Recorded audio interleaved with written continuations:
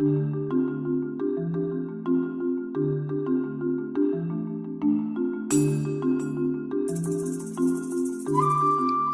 was chosen to escort the dead king to the afterlife and locked in the crypt to die on the third day. I just activated a door inside the crypt.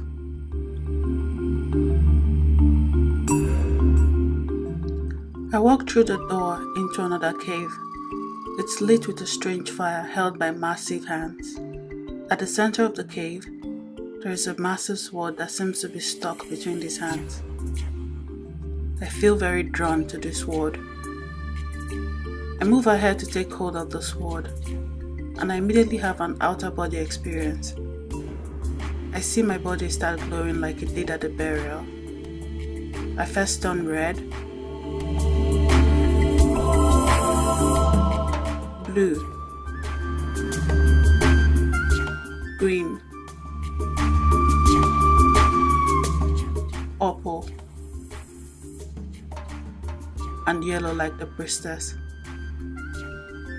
At this point, I feel overwhelmed and pass out.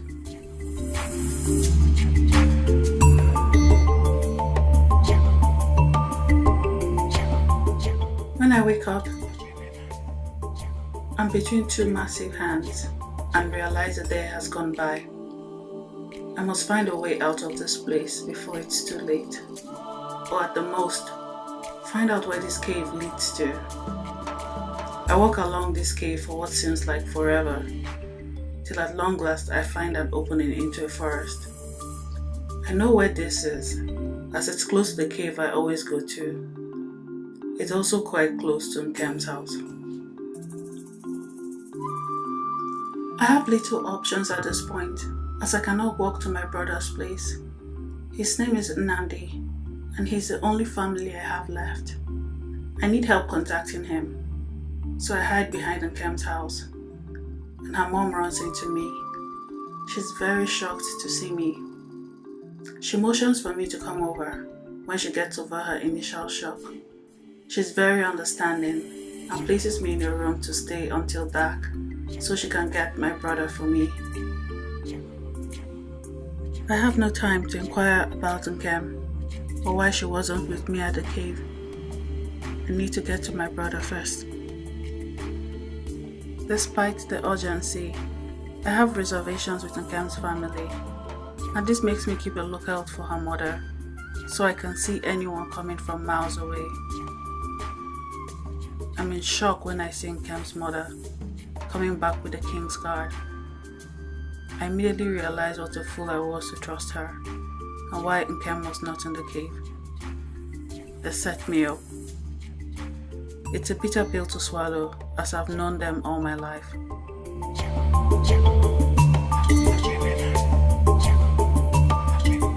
I know I have to run down, come what may, to my brother, Nnamdi. I try to take the less traveled path as I run, but I see a few people staring. I'm way past desperate. I get to my brother, and he's so relieved and worried to see me. He was held in prison during the burial. He made an attempt to come rescue me and was caught. He understands I'm on the run and we don't have much time to catch up. We immediately set out to get out of this village. He knows all the best routes to hide, and we cover a good distance. I wonder if we successfully tricked the guards. We are very close to the next village when we are confronted by the king's guard. We see them from a mile off, and my brother tells me to hide, while he assures them that he's only going to the market in the next village for supplies. When they approach him, they don't give him time to speak. They immediately start fighting. I wouldn't really call it a fight, as my brother never got the chance to raise his weapon. And just like a flash, one of the guards brings out his knife and strikes my brother down.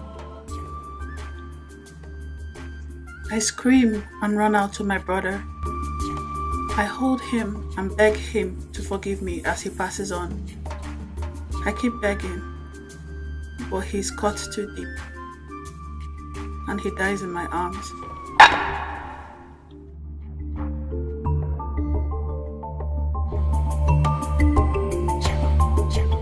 break down at this point, crying in pain as the guards attempt to catch me. I get a weird sensation like in the caves, but I don't care. I don't know what happened to the guards or why they suddenly fell. I curse myself and I know this is my fault. I put my brother in harm's way for nothing. I want to die.